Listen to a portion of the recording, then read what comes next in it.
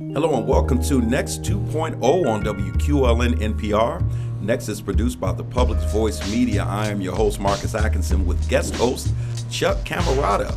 If you want to know more about Next 2.0, you can go to Facebook and like the page. You can also follow us on Instagram at Next 2.0 Erie. There you can keep up with upcoming show promos, events, and clips about what's next for our communities and our democracy. Thank you so much for tuning in. Chuck, welcome back to the studio. Glad to be back. Chuck. Actually, I'm not so sure I'm glad to be back. It was really nice in Asheville. Chuck has been doing somewhat of a roving reporter type thing for Next 2.0. Chuck took a trip down to Asheville, North Carolina. And why don't you tell us a little bit about what took you down to Asheville, Chuck? And from a podcasting perspective, what were your thoughts on in terms of what you wanted to try to capture while you were there, so on and so forth? Some really great people that I met a few years back who sponsor this conference called the Porch Gathering, which is an event that's promoted by The Porch Magazine, founded by Gareth Higgins, who, if you listened last week, was our guest on the show last week. And Gareth is an Irish poet, storyteller, activist, who thinks that a big part of what we need to do is get together and listen to one another's stories as a way of coming to some understanding and having some conversation about how we move forward. So this gathering brings together a couple of hundred people every year, mostly people like myself who are storytellers. And I met just a fabulous group of people. One of the best things about this conference is sitting around dinner table, just having conversation with people. The richest conversations I have every year are there for those 4 days. So it's a terrific place to be and terrific people to be among. So one clarifying statement, when Chuck said that the first interview aired last week, if you're listening on radio, obviously there was no last week on radio. If you haven't had an opportunity to go to our podcast platform and you are unfamiliar with how to access that, you can go to WQLN's website, look up all the radio shows. If you go to Next 2.0, you scan down, you will see all of these episodes that if you're predominantly a radio listener, you will probably not recognize because you're only listening on radio.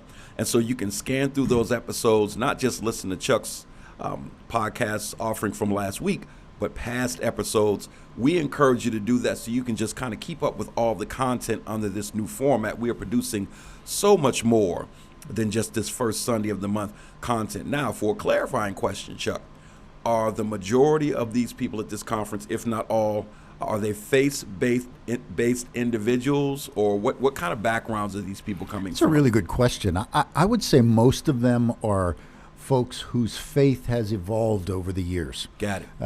But there are folks there who are not particularly of any faith, but probably the majority are Christian-based folks who have evolved. So you can have spirit conversations there, and Dr. Julia, who we're going to talk about today, or who we're going to, whose words we're going to promote today, whose teachings we're going to talk about today, is one of those folks who comes out of the Christian background. Okay, so you got Dr. Julia that we will air here in just a few minutes. You've got Gareth Higgins, that was the first interview from this trip that you took last week. Give us an idea of the other people that we can look forward to hearing from in this podcast series. Again, for the listener, many of these interviews you'll be able to catch on our podcast platform. But who else can we expect? Dr. Michelle LeBaron, who is professor of law in British Columbia, and brings together a whole series. She's an interdisciplinary thinker, which is... Love that word. Me too. But basically it means to me, this is a person with a very big brain who's able to think about a lot of different kinds of things, bring them together, synthesize them into a kind of wisdom that my little brain won't do. So I love listening to people like her. She brings together work in neurology, work in the law, work in conflict resolution, and she's now talking about how use of the arts can bring us together and heal rifts. And so we did some things there with dance that were not all that exciting for me, but I'm not a dancer, but it was really kind of cool. And hopefully not too long down the line, we'll have Dr. James Allison as well. Dr. Allison is a scholar, another one of those people who's I felt very much intimidated interviewing him because he's a very smart person. Yeah, I've had those people before. Go ahead. He is living in Madrid. He's a Brit, who has been studying theology all his life. He's a Catholic priest, has lots of stuff to say about the Catholic Church, but also talking about healing the shame and overcoming the rifts between us. I think you'll find Dr. James Allison a very uplifting, and he'll generate some new ways of thinking for you. And we're also going to be interviewing Doug Padgett, who was not part of this conference, but I've known in this circle of folks for a long time, and he's going to talk to us about his battle against Christian nationalism, and hopefully we'll have that one in early May. So those are the ones that are coming in this series. This series gives us a peek kind of behind the soul and the motive of Chuck Camarata, because I know before we were on air, you talked about just it might have been when we were on air, the robust conversations over dinner and things along those lines that you have with people like this. I know that you love, one, a great conversation. Two, I also know that you love learning different perspectives from different disciplines and backgrounds, and just a holistic idea of expanding your scope on life or your outlook on life from these different discussions. Give us a sense before we move into the content of the interview that we're airing here shortly, of kind of I always ask about the aha moments, or the overall feeling you walked away from, or the moments that gave you introspection. What really made you think in these series of interviews? You come away, I think, I did, come away with a sense of hope that there are a lot of people out there doing a lot of really good things, a lot of conciliation work, a lot of community building work, like the woman we're going to be talking to today. And you don't hear that stuff in the day-to-day, in the media, that there are all these great people doing really important work. So I come away from this conference every year. It's one of the reasons I go, with a sense of hope. And people are doing things with narrative, and that's really the focus of this conference. One of the catchphrases of Gareth Higgins, who is the organizer of the conference, is that the story that we've been telling ourselves in America and in the church, the story is not really healing and helpful. It's exclusionary and it's demonizing. And he said, if you want a better world, you've got to tell a better story. Yeah. And we live by our stories, stories that have been handed to us, which is part of the conversation with Dr. James Allison. He talks about how culture tells us a story as we grow up, and we become people who live out of that story. We get these lenses from the people who nurture us, and the culture that nurtures us. And these lenses create a way of looking at the world, a worldview. And maybe that worldview is limited. For a lot of folks like me in the church who grew up with a very conservative evangelical worldview, that worldview doesn't work anymore. It's not that it was necessarily right or wrong. We're not talking about objective right and wrong. We're talking about it doesn't answer the questions that this society is asking us, that this world is struggling with and trying to answer. And it doesn't encompass enough of us. Yeah. It doesn't include people of color. It doesn't include people whose sexuality is different than ours. In a lot of cases, it doesn't include women. And so this is all part of changing the narrative, telling a new story. And how do we tell a story that is inclusive and healthy and brings a kind of wholeness to our whole society that's not all about us versus them, me winning, beating you down, and holding on to an ethos of winning and losing, which is kind of where we've been as a society. To some degree, history/storytelling is one of the hotbed topics in the news. I think we talked about some of this going into 2024. What do we see being some of the main stories in 2024? And here we have states starting to pass legislation forbidding the teaching of DEI concepts and things along those lines. You still have critical race theory being downed, by a lot of different states and things along those lines. history and the story are oftentimes not the same. And this has been something that marginalized groups have lamented for quite some time. Yeah. It's like, what does actual history say? What's the story? And the story and history have not been synonymous with each other for so long. And so as you're talking about the story, it's easy to just dismiss that whole concept. But the story, the official, quote unquote, I'm throwing up air quotes, the official story for some of these issues is sexism, racism, so on and so forth. Go back to the Make America Great Again. Well, your story is that it was great once upon a time, but how are you defining that greatness? Yep. A lot of that greatness is defined based upon stories that have been repeated and stories and perceptions and fictionalized images that we have bought into as truth. Yeah. And this is one of the reasons why the church is implicated in all of this, is because the story that we have told includes things like, what's a woman's place? Right. In the family, in the society. The story that we've told says that black people are inferior in whatever way. The story that we've been told has white men at the pinnacle of the structure, whatever that structure is. And so that story just doesn't hold true anymore. Right. All of these marginalized groups that are kind of claiming themselves and demanding to be seen and heard, they're reminding us, or maybe for a lot of us, revealing to us for the first time, that they, in fact, are part of the story. And so there's that old phrase that the winners tell the story. They make up the history. So there's the objective things that happened, and then there's the narrative that interprets that for people. And the narrative is often not the same as the history, which is the point that you were making. I had a transgender friend who was mentioning that even you go back to J. Edgar Hoover's legacy. Yeah. There was a secret. There was a secret side of him that never fully manifested itself because the story that they were telling wouldn't allow it. Exactly. But from a historical standpoint, you can look at that demographic in our society and have your opinions. Okay, well, J. Edgar Hoover, just one example of, do you think this is new? Yeah. It didn't match up with the stories being told in community at the time. Rock Hudson. Yeah. So who knows who amongst those people that we idolized in the past were gay or lesbian or something else. Or something else. When we were watching the then Bruce Jenner win the decathlon, when we were eating boxes of Wheaties or bowls of Wheaties, staring at him on the box, he was that then. He was a man's man. Right. And he was Caitlyn Jenner then. And on the inside. Yeah.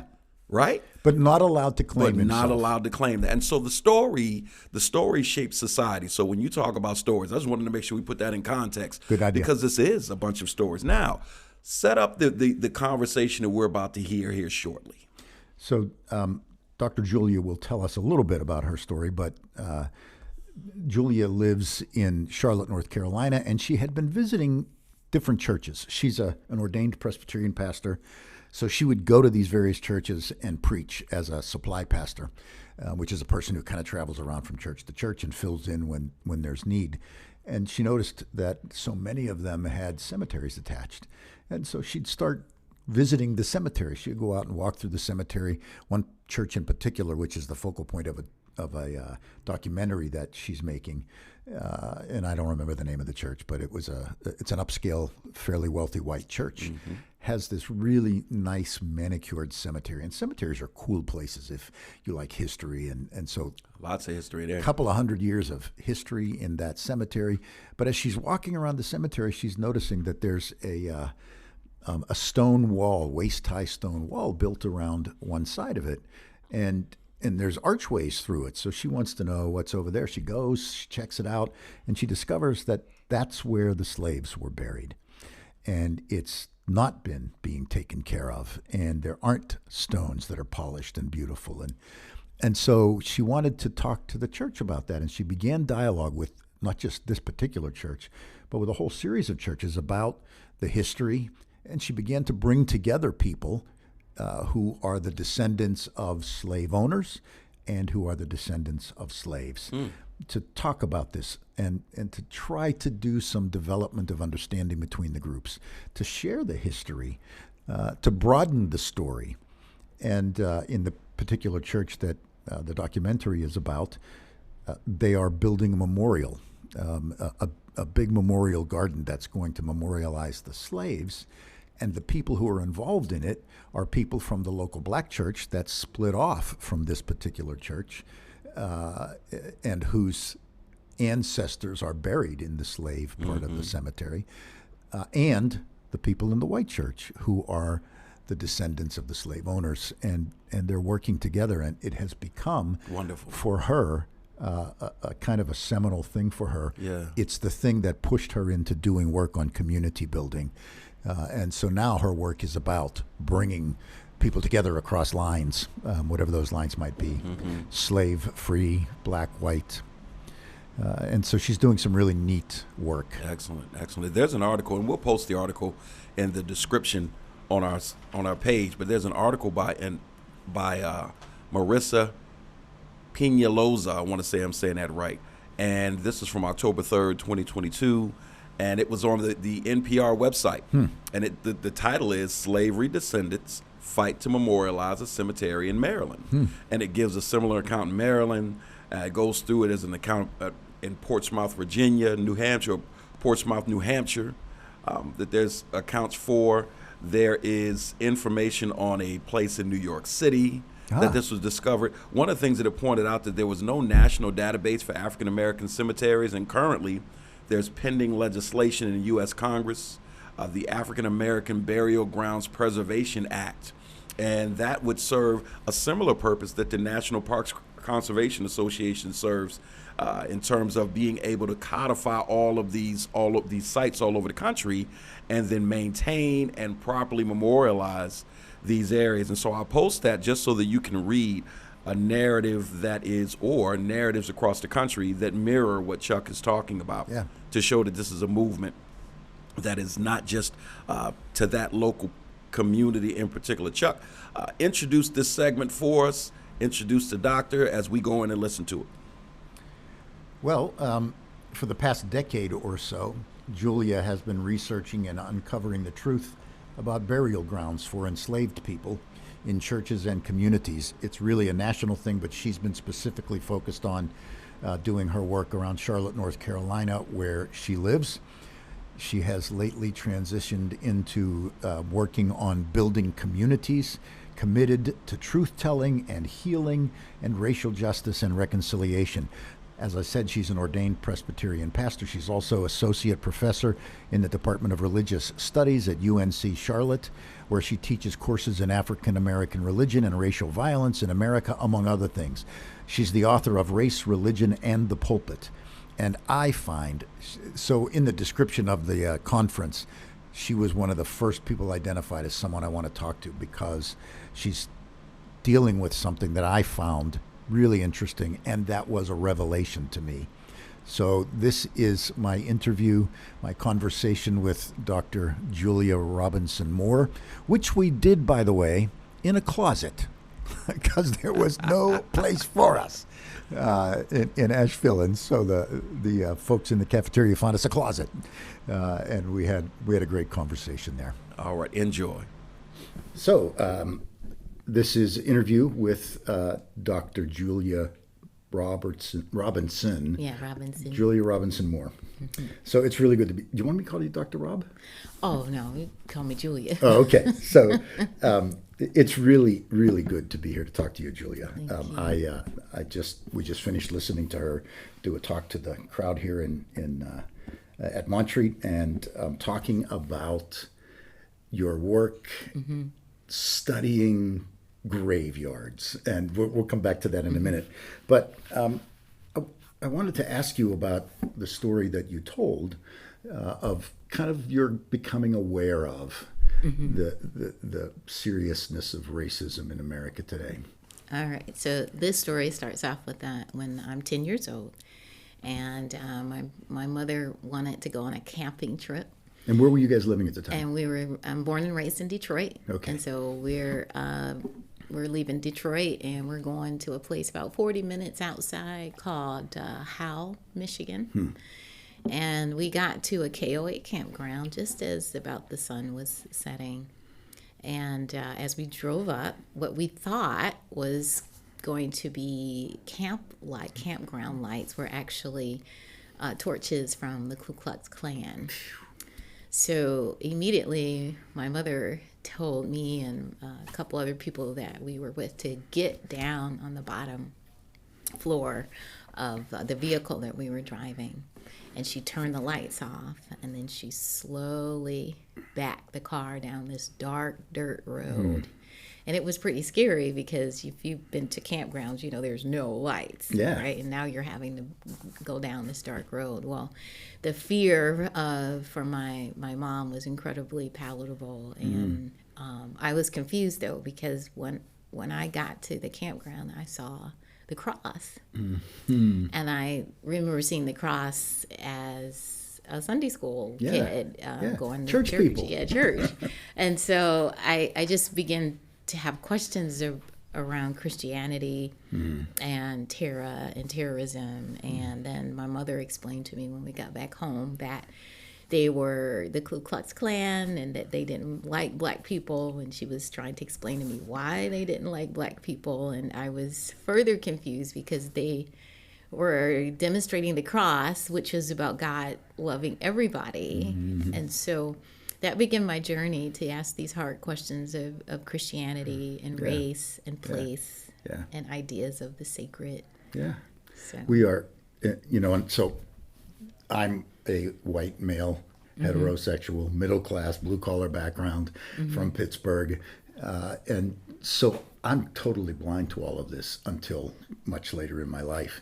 I was in high school at the age that this happened to you and your family. And I would have said, no, that doesn't happen in America, because I didn't know. I lived in my particular bubble, in a comfortable, almost exclusively white neighborhood. And so the stories that people tell like this one really got to get out there, because there's so many of us who don't think that it's still happening, that it's real. It's all being made up. It's fake news, but it's not. The more I've gotten to know people of color, the more I've come to understand that it's pervasive as ever. It is. And you also mentioned a good point that many people think that the Ku Klux Klan or white supremacists are just segregated to the South. But here's a northern city like Detroit, and the Klan had a huge following in Detroit, especially in 1920s and 30s. And so, of course, didn't find that out till later on in my life and career. But white supremacy is still very much a thing here. It's everywhere, and it's inhabited.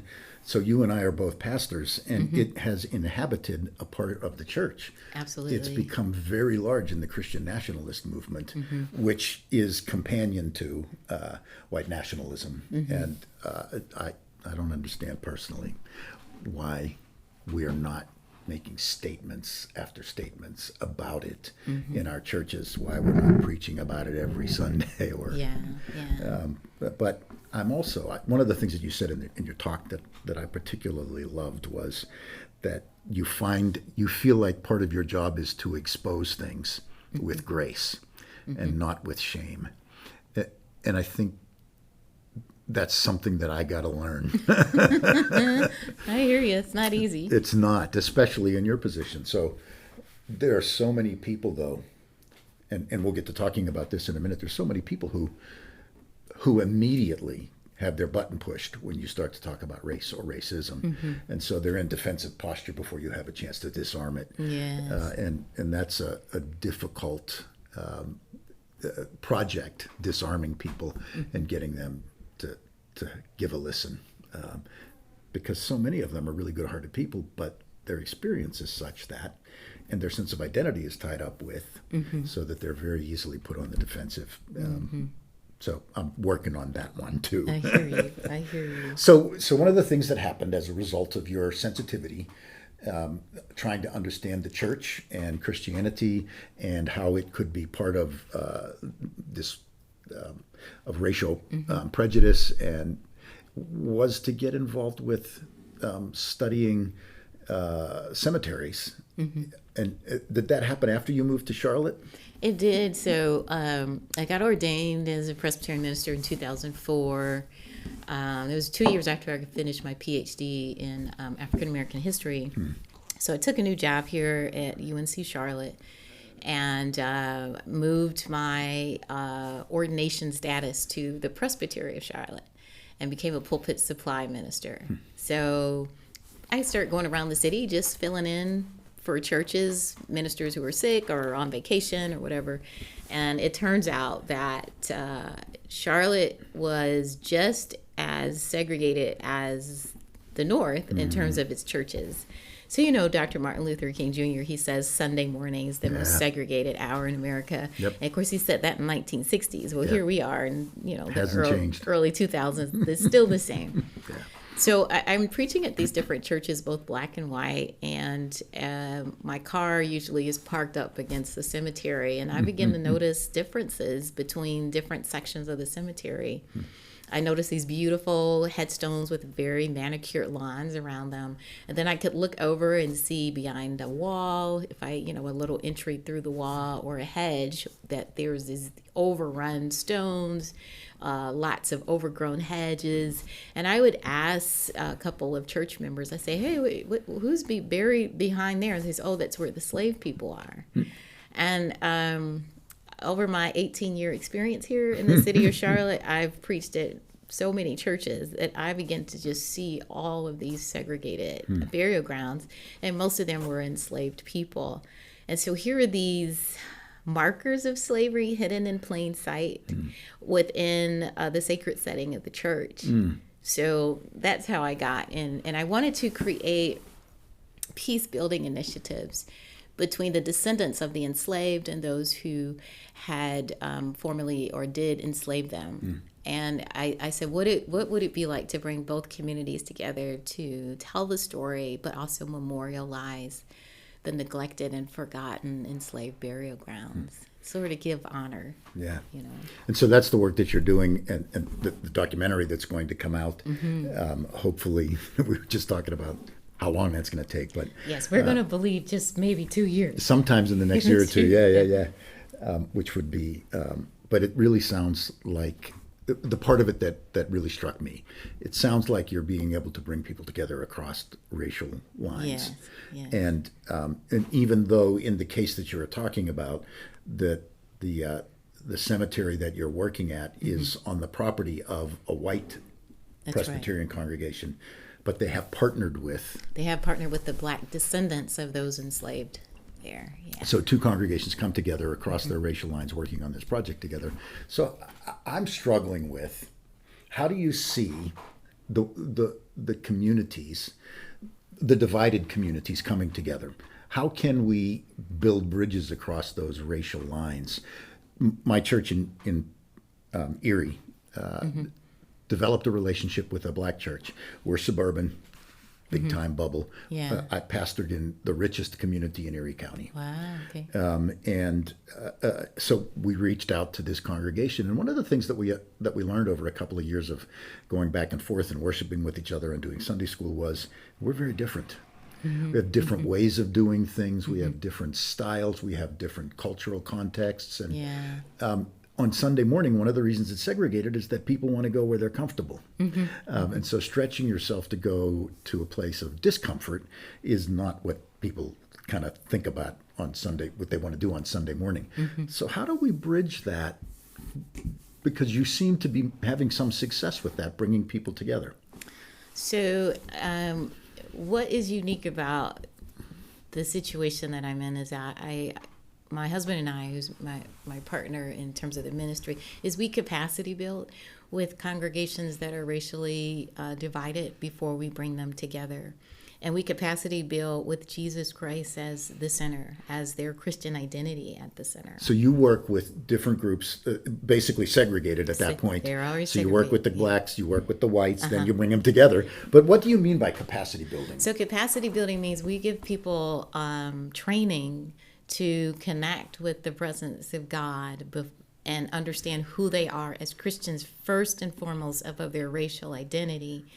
And also we also get them to process stories of racial trauma with God in prayer, in contemplative prayer practices, also through the work of a neuroscientist that we work with called Jim Wilder, and who studied the brain and understands how the brain works in trauma.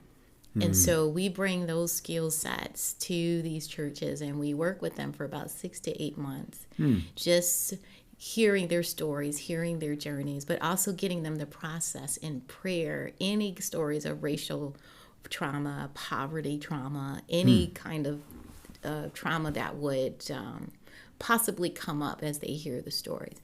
We also get them to listen to the stories of their church's history with the voices of the enslaved present, because lots of churches record the enslaved, they just don't include them in their church's history. And all of that is done through prayer and practice. Nice. I can see that the capacity building in the two different groups would be very different. How do you capacity build in the white groups when they're not really, or maybe I'm completely wrong about this, they're not really dealing with the racial trauma? So racism happens two ways, and white, if I could use white racial trauma, it is very different from black racial trauma. White racial trauma, it has been manifesting in a very different paradigm, meaning that just like your own story, the stories of indigenous people and African American people and their oppression have sort of been kept from your knowledge, from your education. Right. And then the environment and the housing areas where you grew up have been kept pretty much from people of color early on. And so when we bring these stories of their ancestors who enslaved people, and when we bring some of the names of the surnames of enslaved people that are connected to their ancestors, that kind of trauma is shock. Shock that my ancestor may have owned and enslaved a person, shock that my ancestor may have done some brutality or even sexual rape of a person. And there's a kind of weird form of racial trauma. Like, they're not experiencing trauma the way black people or indigenous people or other people of color are experiencing racism, but they are confronting the legacies of their ancestors and their larger community, and then it's a faith community. It's not a community that's like secular. These are people that says, I'm a Christian, and yet I enslaved these people and I did these brutalities. And so that is a kind of trauma that is sort of grafted onto their family lineage and identity. And so that's different. And so we process that. I have one story where a lady discovered she didn't think she had owned any enslaved people in her family lineage. And she came to one meeting just very upset and had lots of shame. And our ministry is not about shaming and blaming. We're just about telling the truth. So the truth was her ancestors owned. But we were also looking at what she was doing in this moment to sort of heal the racial divide and correct some legacies left by the ancestor that weren't the best forms of God's justice. So she was able to kind of replace the shame with celebrating what she's doing now. And, and I think that's part of the mix. So we who've lived in our bubbles, the privileged, have to hear the stories. So for me, my bubble began to get popped when I began to connect with people in the city rather than just in the comfortable little suburb that I've lived in, and hear their stories and say to myself, what? Really? And the surprise and the shock led to me feeling ashamed, even though I hadn't been part of any of that. And we're Northerners. None of us, my ancestors had slaves, but we're all part of that system that That's right. was Yeah. very comfortable with enslaving people and marginalizing and dismissing people. And so that was part of, I had to kind of process that myself and not get defensive. Yeah. So in disarming that, because I find that is, my sphere is still mostly white people, Yeah. white Christians. In disarming that, how do you go about disarming that? So I was telling you before we started recording this morning or this afternoon, whenever this is, that I have a friend who said to me recently, as we were talking about race issues and politics, that he believed that race was no longer an issue in America, and he pointed to the election of Obama, but how do you get to that? And then he became very defensive as I pushed a little bit, and I came to understand that he was feeling like he had become the victim of an ism, being a white male heterosexual Christian. He thought the world is making me the bad guy now. How can we, or maybe there's no how can we here, but have you had experiences where you were able to kind of get behind that or get past that? So I have two experiences, and I'll tell you about the first one. So the first one, I was doing a presentation, and the person on the call actually just almost verbatim said what you said, that they felt that they were being victimized as a white male, and I became curious at the response, because all I was doing was just presenting some historical facts about slave ownership in a certain county, and the amount of anti-Black terrorism that had happened through lynchings. And I began to question him. I said, well, what makes you feel victimized? Where is this victimization? And he said, well, you're just saying that all white males are this way. And I said, well, no, I'm not pointing at you specifically, or I'm not saying all white males, but I'm saying here is the history, and here are the legacies of that history, and here are some statistical data points about mass incarceration, about regentrification, about redlining, and these are just long-standing tentacles of slavery. And I said, you weren't responsible for what your ancestors or forefathers did way back then, but you stand in this space now where you can do something to change that legacy. And so that's different than victimizing you or saying you are solely the blame, just person who just got born in the 1990s or 1950s or whatever. But it's almost like I just saw the movie Cast. And there's a moment in there where she talks about racism as a house that you inherited. I think many Americans have inherited, Black and white and people of color have inherited a legacy of racism, and we're dealing with the tentacles of that. And so when we talk to each other, we can call the truth out, but we can also not victimize those who are present and who are in a position to change that. The challenge with my approach in that situation was that person could make a decision whether they were going to accept that data or whether they were just going to be like, no, you're still victimizing me. And so I've found that data alone, like if I just gave a bunch of statistics about how African Americans are only 13 million out of a population of so many other million people or a billion people. He used like you said, Obama, right? He's 1 out of 13 million African American men, most of which are incarcerated. I could run those stats, run those numbers, and they might not make a difference in that. So the other approach that I use is I stand as a Christian, and if I encounter that, I always process with the Lord Jesus. I pause and get quiet for a minute. And I say, Lord, what's the most important thing you would like for me to say in this moment? Because I'm not trying to win. I'm not trying to convince, but I'm trying to build community and unity.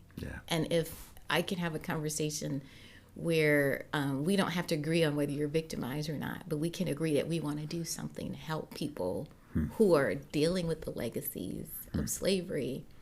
Then we've moved ahead. And so lots of times I've asked God, how would you like for me to approach this? Yeah. So important, I think, to take that deep breath. Yes. To allow your spirit to connect with God. And remember, I look at the people that are the most strident on the other side of me, on the other side from me politically. Yeah. And Donald Trump is the best example of that for me, the most visible. And you hear the rhetoric and the anger and the maliciousness and for a long time I just thought, what an idiot, what a knucklehead, what a jerk. And I've begun to see with eyes that recognize that even this guy is a child of God. Yes, right. Even this guy is beloved. Yeah. And I hate that.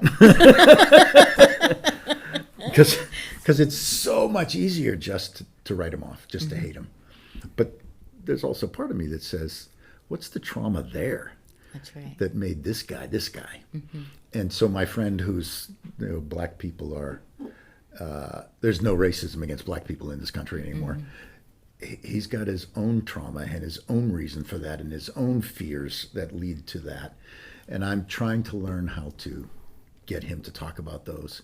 So my goal is no longer to win the argument. I think winning is just overrated. Yeah. Well, I learned that so Jim Wilder published a book recently with Ray Woolridge. It's called Enemy Mode. I got to write that down. Enemy Mode. It's really a book about breaking out of enemy mode, and it uses brain science and community building to help leaders. And so Ray Woolridge was a brigadier general. He's a retired brigadier general, and so it's a fascinating book, and that we also leverage that. And I'm also very aware of that deep breath that resets our brains in order for us to keep our relational circuits on. Yeah. So if Donald Trump was sitting where you are now and he would say all the usual rhetoric that we're hearing him say, we would still be able to find some kind of connection. Yeah. Because I believe in somewhere that in his thinking, he wants to build community. He wants to, and so that's a ground most Americans, I believe, want to stand on. They don't want to destroy the country. They want to build community. I think most Americans want to be in places communities where their children and grandchildren can thrive. Yes. And those places for most of us, and I don't know what the percentages are, but I would say 70 or 75% of us understand that that's a place of respect for the other. It's a place of acceptance and tolerance and forgiveness. It's not a place where we build walls and we throw rocks at each other and we cut each other to pieces verbally and intellectually. And that's not the place. That's not the better world. And especially it frustrates me that so many Christians don't see it that way.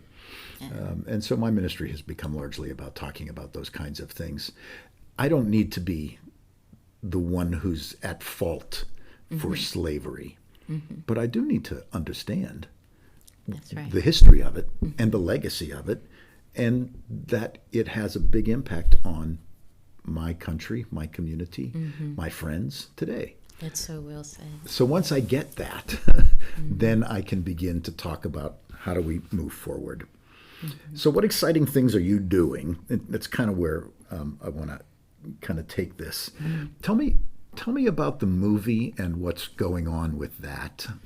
So Billy Price approached me because he heard the stories of the community building and the memorialization of enslaved burial grounds, and he said, I think that we have something here that should be documented.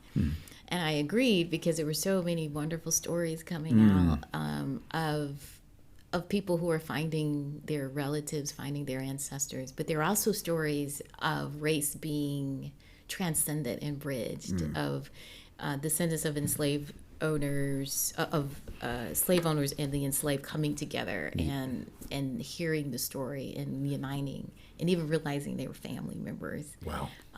And so there's lots of restorative moments in this journey. And so Billy has come to Charlotte quite often, and I begin to look at the spaces and places where these burial grounds are and their history. And what I found is that they actually were the centers of the city. I mean, all of the movers and shakers of Charlotte's history came out of these churches.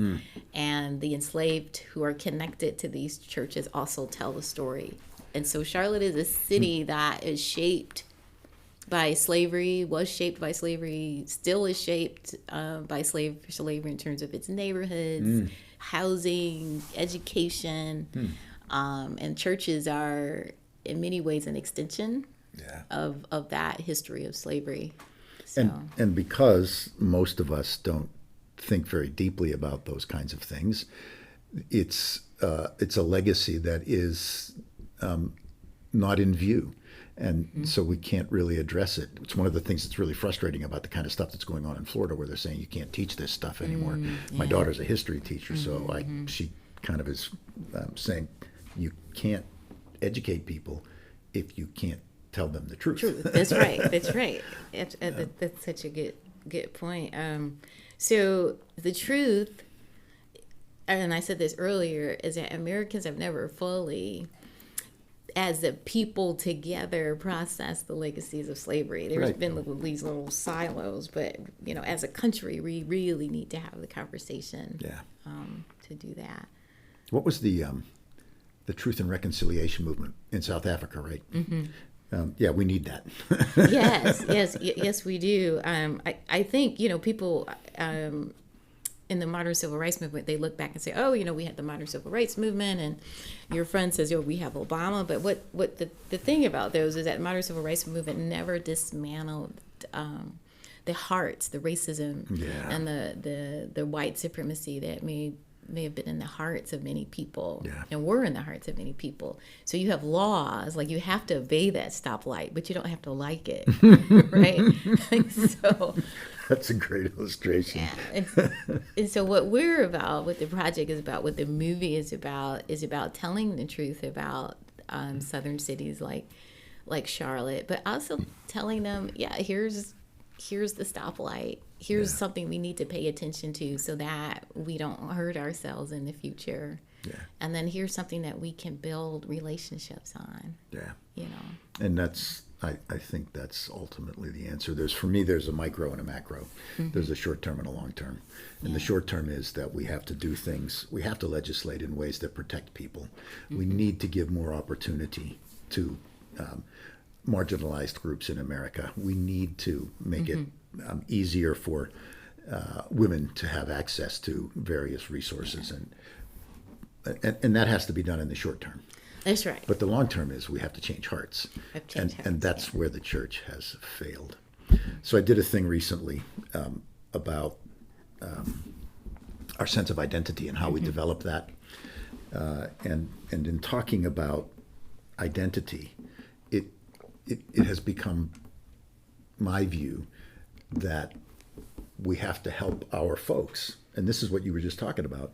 We have to help our folks in our churches to understand that their deepest sense of identity is as a child of God, not as a white person, a black person, and a Latino or a Italian American or whatever. It's as a child of God. And that extends for me, as I've gotten involved in lots of work outside of the Christian church with all kinds of people of other faiths and people of no faith. That extends to everybody. Everybody is, whether they acknowledge it or name it that way or not, everybody's a child of God. That's right. And why can't that be where we build our identity? And from there then, so if my identity is as a white American, and I'm an American, and I'm American elitism, and I'm white and white elitism, and now I'm defining myself over against everybody else, and I have to push everybody away and keep them down. But if I identify myself as a child of God in this family, then I don't have to do that. and now I have the opportunity, at least, to treat you with some respect, be treated back with some respect, and to connect, That's to build right. relationships. Yeah. And to recognize your family, to recognize those who may have been forgotten family members, Yeah. and to bring them back. And the other thing about being a child of God and recognizing people is that you don't process any kind of hard stories without God's presence. He's always there to help you navigate the hard things. And neuroscience wise, joy is when someone is glad to be with you. And so as Christians, when we stand in racial conversations or trauma conversations, if we invite God to process with us in the moment, then we have the joy. The joy of the Lord is our strength. And so he's with us, helping us navigate that. And that's what I do with my churches. Nice. We don't talk about race without Jesus being the center. Nice. We're at a really interesting time, aren't we? Not only do we have all of these difficulties that are out there, which also provide an opportunity, we're able to think about things. We're having to question things in ways that maybe open some doors that have been closed for a long time to certain groups. And we're facing some existential crises, and we're having to ask ourselves, what does it mean to be human even? Yes. But we're also living in a time of immense technological process. And the study of the neuroscience is amazing. Yes, it is. That I need a pill to make me to make me less knuckleheaded, and but there's scientific stuff that's happening that tells me that this kind of activity in my life leads to a kind of contentment that It does. human beings have been striving for thousands of years, and it comes through kindness and It does. forgiveness And letting go, gratitude. and gratitude, big one. Yeah. Do you know the work of Lou Schwarzenberg? No, I don't. I'll tell you about that after the show. But he's got a thing called the Gratitude Project that's just showing films that just make you feel wonderful, beautiful, about people, about children, about nature, and they just generate gratitude and wonder, and that brings people together. Well, that's awesome. Well, that, of course, according to neuroscience, gratitude turns all your brain on, every part of your brain, when you stay in gratitude.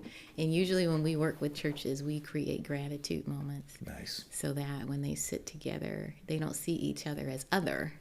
They see each other as together community. Nice. Well, if I ever get to Charlotte, I got to come here. You preach somewhere. Yeah, that'll be great. A fellow Presbyterian pastor. So I'm going to say I am very grateful that you took the time to sit with me. It's wonderful to be here at this place in Asheville because of people like you who are doing really good work and making me feel like there's more and more of us showing up in the world in ways that make a difference, that make the world better. I really appreciate that. I think what you're on to in terms of interviewing people like me is you're capturing a growing movement across the United States where people are taking a look at things hidden in plain sight, like enslaved burial grounds, and calling them to attention and making honorable points of connection with community through them. There's so many pockets of people trying to restore burial grounds around the city. That's and really around interesting. The country. Really interesting. And I've also found, and this applies to you, but it's kind of an across-the-board kind of thing. In our little town of Erie, Pennsylvania, I have discovered that so much of the really good work that's being done is being done by younger people who have just said, there's really a lot of stuff out there that needs to be dealt with, and let's talk about that, and let's work on that. And a huge percentage of those people are women.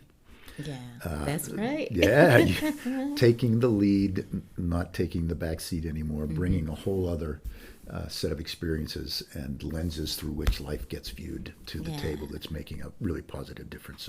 So thank you. If any of your listeners want to come in the front seat with me and partner with the project, please have them reach out to me. I would love to help. I need financial help and just... So you're building a memorial at this church. At this church, yes. What's the name of the church again? Providence Presbyterian. And the memorial is going to be something that...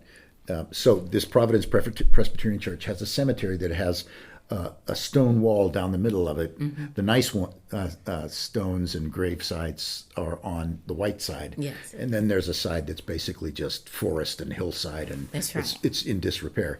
And you're going to build something that's going to sort of bridge that. That's right. And celebrate. Yeah, because the descendants of the enslaved people have partnered with the descendants of Providence Presbyterian Church, who had members that formerly enslaved those people.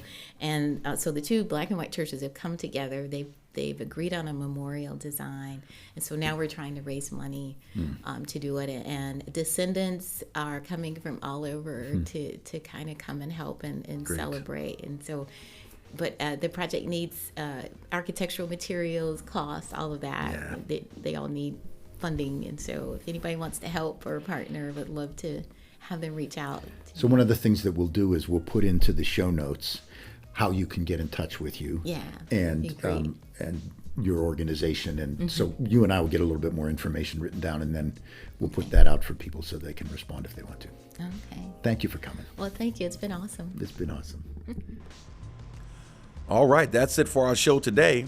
You can tune in next time for more discussion and analysis with local and national guests. I want you to remember that Next 2.0 streams on Fridays on all major podcast platforms, and the fourth Sunday of the month at 4 p.m. on WQLN NPR, which is 91.3 FM. And again, a new feature if you want to leave a message. If you want to comment or make a suggestion for the show, you can call the next hotline at 814-240-8816. That is 814-240-8816. We look forward to hearing from you. My name is Marcus Atkinson. You can join us again so that you can hear about our communities and what's next for our democracy. I want to thank Chuck Camerata for his interview and for his long-distance contribution to the content of this show. We will see you all next time. Peace.